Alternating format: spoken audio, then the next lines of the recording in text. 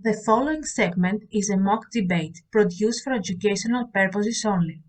The views expressed during the episode represent neither the official opinions of the Institute of International Relations and its researchers, nor the debate participants.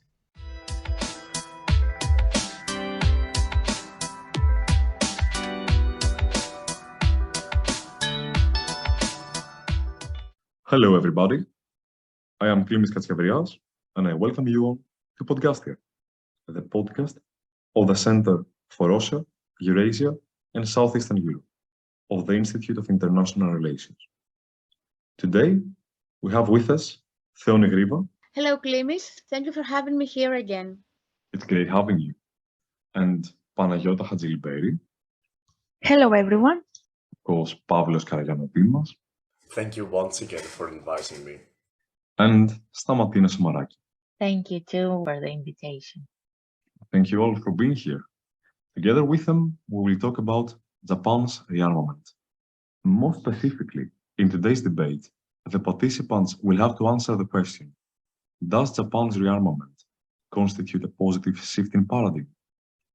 Our distinguished hosts will examine the potential ramification of Japan's rearmament, analyze its influence on the stability of the Indo-Pacific region, and assess the wider repercussions in the realm of international politics. Before we start our debate, we would like to reiterate that today's discussion is a mock debate produced for educational purposes. The views which will be shared later do not represent the official opinions of the Institute of International Relations and its researchers. Additionally, these views do not necessarily reflect the actual views of any of the debate participants. And with that, let us proceed to round one of the debate. In this round, Team A will present their arguments first, followed by Team B. Each team has 3 minutes for their statement. The order of the teams has been decided by a contest. With that, Theoni Griva, you may begin. Thank you, Klimis. Change in Japan often happens slowly, then all at once. Prime Minister Fumio Kishida's announcement at the end of 2022 that Japan will double its investment in military power is a sign of how a nation can quickly adapt to changing times. Specifically, on previous December, the Kishida administration approved a record draft budget of 114 trillion yen, which means $865 billion, and announced plans to increase its defense budget to about 43 trillion yen, or $312 billion over the next 5 years, a way in order to fight and face threats posed by China and North Korea. These changes mark definitely the most dramatic overhaul to Japan's security strategy since it adopted a pacifist constitution after World War II. A first drawback that we have to highlight is that the corporate tax hike could force companies to reconsider wage increases, not to mention the fact that an income tax hike to support the defense budget would negatively impact the living standard of low-income earners. There is no doubt that Kishida's plan to ramp up defense spending is significant, but to frame Japan's new posture as a 180-degree turn from pacifism is misguided. Yes, Japan does have its defense forces, and its defense budget has increased each year for the past 9 years. But the new posture puts more emphasis on acquiring tech and weapon systems rather than recruiting people to serve. Particularly in a cultural context in which people often have good jobs by the time they graduate from university and no familiar or cultural ties to military service, they ask themselves, what's the incentive in joining the military and dealing with Russia and China and North Korea when I can have a pretty comfortable job in the regular economy? Thank you, Theoni. You bring some great points to the table. And now, Pavlos, it's your turn to refute them. Thank you very much once again. Now, it is important to stress the fact that Japan's plans to a self-sufficient and modernized military are of the utmost importance, since the aggressive actions of the brutal dictatorship of North Korea towards South Korea and Japan have been more and more apparent, with the regime regularly launching missiles above the isolated island, may I note, in order to provoke and terrorize. Japan has a right to self-defense. Thus, it's no wonder that Japan is simply rising to the need for defense in a time of political tensions and military threats surrounding the Asian Pacific continent. It should also be noted that Japan is a strong ally of the United States of America, with the relations being at an all-time high. It is not strange, therefore, for Japan to want to match the capabilities and military capacities of its allies in the Western Hemisphere in order to have a cohesive internal and external strategy and policy alongside some of the largest and greatest democracies in the world. Thank you, Pavlos. This concludes round one of our debate. Let us now begin with round two. In this round, the order of the teams will be reversed, and thus, Stamatina. You have the floor. Thank you very much, Clemens. Since 2012, the steady rise of Chinese naval power has decisively shifted Japanese defense policy toward the maritime domain. Now, given the rising possibility of a Chinese invasion of Taiwan, Japan's strategic gaze has shifted south to the East China Sea and Japan's southern islands, which control access to the Western and Central Pacific Ocean. This is more apparent than ever in the wake of Russia's invasion of Ukraine, which has intensified fears that China could pursue a military option against Taiwan, which is effectively an extension of the Japanese archipelago. Last August, 5 of the 9 missiles that China fired during military exercises in the waters around Taiwan landed in Japan's exclusive economic zone. Japan, understandably, views Taiwan security as vital for its own.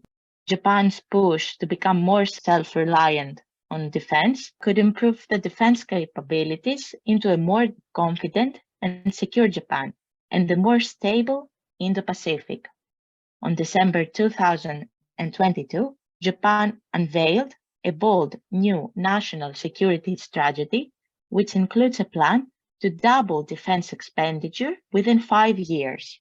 Importantly, the new strategy includes the acquisition of preemptive counter-strike capabilities. Great points being made there, Stamatina. And now, finally, Panagiota, you do the honors. Thank you very much. When a state changes its strategic narrative, it enters an unprecedented process.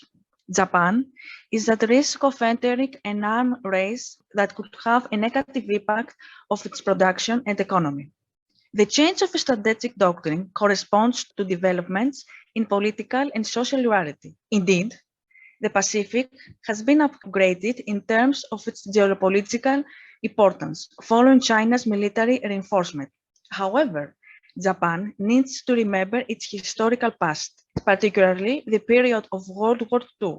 Of course, the conditions were different then, but it made basic strategic mistakes, as can be seen in retrospect with the attack on Pearl Harbor. When a state feels threatened, it must make a holistic case for the situation, and militarization is not the only solution. Japan's neutral stance on offensive military armament was an outgrowth of World War II, which is why it has moved to a particular defense doctrine. Its recent rearmament will lead Japan to adopt concepts and norms that had disavowed for a long time. Thank you so much, Panagiota. And with that, round 2 has also ended. And thus we have reached the final part of our debate. In round 3, Each team has the opportunity to refute and respond to the other side's arguments. Stamatina, you and your partner Pavlos have 3 minutes. The floor is yours. Thank you, Clement. Well, for decades, Japan has based its international clout on economic competitiveness, not military might. A new arms race in that region was unthinkable. That's because Japan is unique among the world's nations because its constitution explicitly forbids conflict.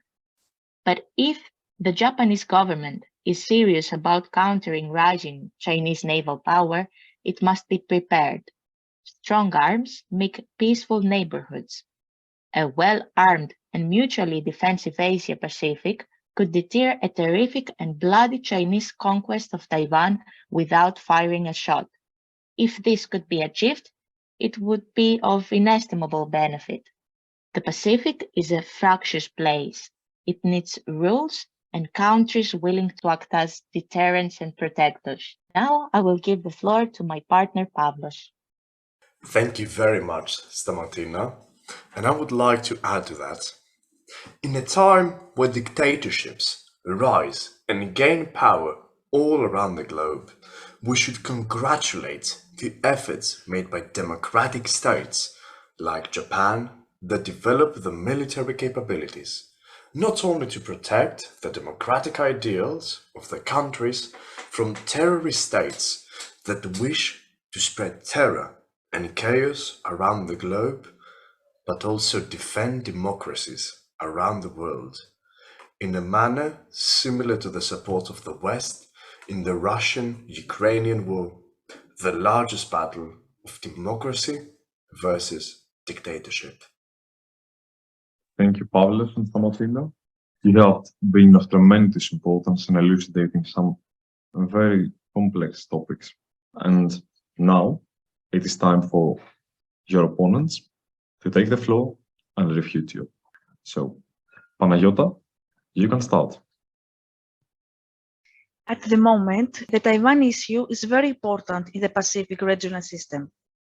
It is necessary for the parties concerned, particularly the third agents, to maintain a compromising attitude so that the international system will not witness a second conflict after the one in Ukraine.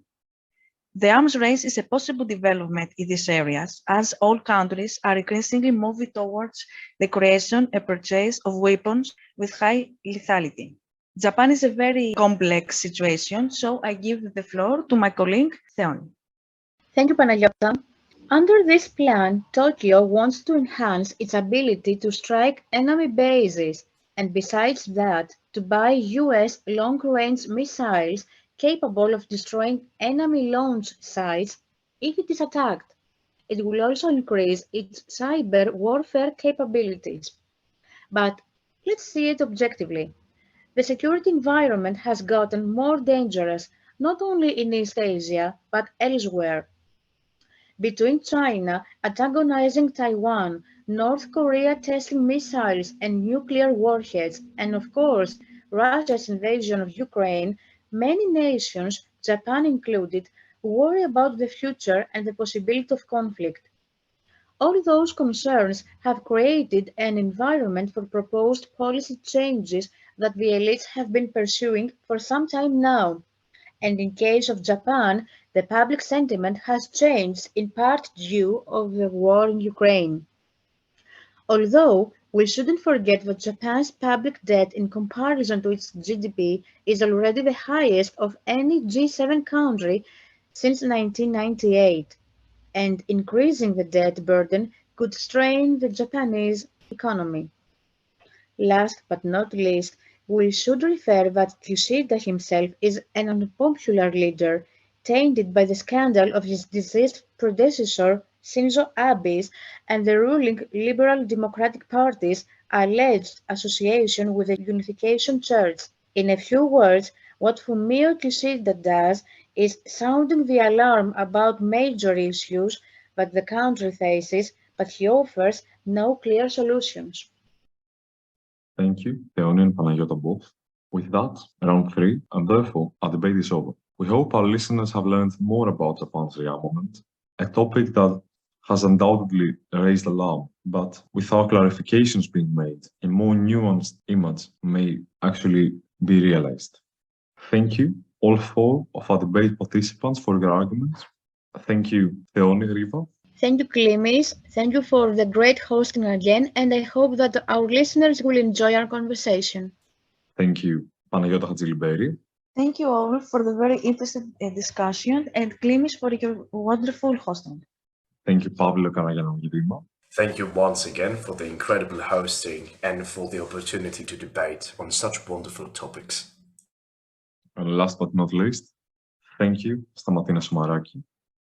I want to thank you too, Klimis, and all of today's participants for the discussion.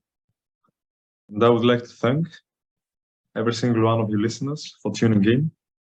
I hope you enjoyed our debate and also found it informative. If you enjoyed it, you can find more at the Center for Russia, Eurasia, and Southeastern Europe. And I hope you all tune in for the next episode of Podcast.IA.